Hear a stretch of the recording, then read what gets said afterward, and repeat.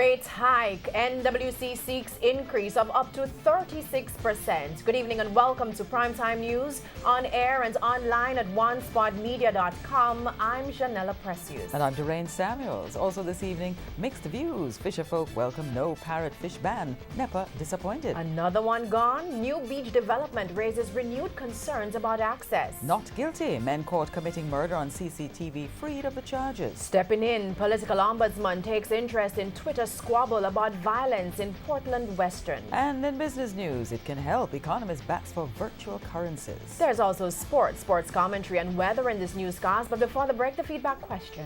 This evening we're asking, what is your reaction to the proposed 23% increase in water bills? You can share comments online, facebook.com/Television Jamaica, and tweet us at Television Jam. Please stay with us. Primetime News returns after this break.